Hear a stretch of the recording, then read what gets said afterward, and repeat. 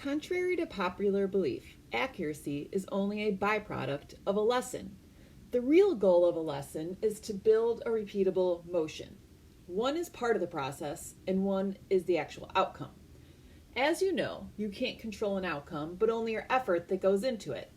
How then can you best use your time and lessons to achieve both your process goal, build a repeatable motion, and your outcome goal, throw more strikes? If you feel like there have been times where you haven't gathered enough takeaways from your lesson and aren't sure what to work on, read ahead. The first thing you need to do after your lesson is create a written practice plan. In order to do this, you'll need to learn how to structure your weeks and months. Read my blog here to create a basic layout. It will help you answer the questions, how much should I practice per week and when should I take a break? It doesn't have to be too fancy, just something you're motivated to follow. Forming your own plan gives you a sense of ownership. Once you have a basic structure blocking out days and times, it's easier to drag and drop in your weekly practice routines with drills and pitch counts. Your practices can be done with a parent or alone, but are probably best with a mix of the two. Next, you'll have to populate your plan with what drills and pitches to practice. My second tip for getting the most of your lesson is write down both explicit and implicit instructions on what to work on. Instructors might say the exact words, "This is your homework," and tell you an exact number of drills to complete. It's your responsibility to write down in your binder or in our Coach Now app those directions, then actually practice it. Sometimes we might not be so explicit in our direction and you'll have to draw your own conclusions. For example, if today was Rise Ball Day and I said, "Here's an idea to help you get better at this," that means you need to write it down and practice it. How many? Well, you'll have to experiment on your own. We probably don't know the correct number either, since the true and uncomfortable answer to how long will it take to get better is it takes as long as it takes. So if you choose to practice the rise ball spin 30 times this week and you find out you aren't any better than the last week, increase the number you practice. Next, practice with intention. Ask yourself, what exactly am I trying to get right with this pitch? Is it my banana? Am I trying to get more arm whip?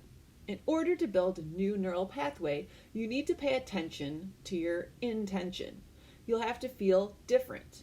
This is a difficult thing to do. If you are trying something new and you're comfortable or thoughtless, you're doing it wrong.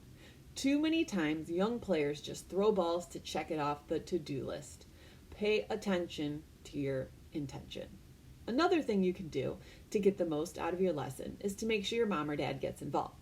Even if they might not know what to tell you about the mechanics, they can be extremely helpful. As we learned in last week's mental game lesson, recalling what you just learned and then telling it to someone makes you more likely to remember it down the line. So if you tell them about mechanics, then they'll be better at helping you. Also, no one knows your personality more than they do. Ask them to make sure you don't slack in your lesson or have a bad attitude. They can remind you to do your think play box. During the car ride home, double check with them on what they think the best practice plan would be for the week. That way, you can be held accountable to the goals you set. Parents are a great resource. Make sure to use them. Finally, the tools Practice Pro gives you. Now we have a level system that will help you set goals. These will help you determine what you need to work on in practice. For example, if you're trying to complete level 3, you'll have to add movement pitches to your practice plan.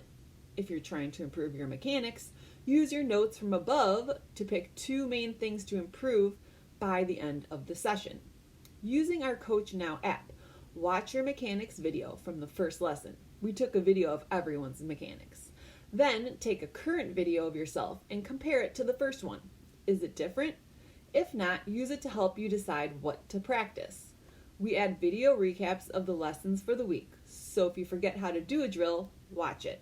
We also have mini practice plans on our current students webpage. If you're a current student, then that means you have access. Let's say Coach Sarah said you need to work on your resistance. Simply look up resistance and click on the 40 pitch practice plan so you can insert it into your layout.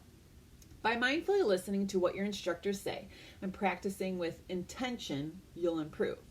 Creating and implementing your own practice plans builds the level of buy-in you'll need to be exceptional.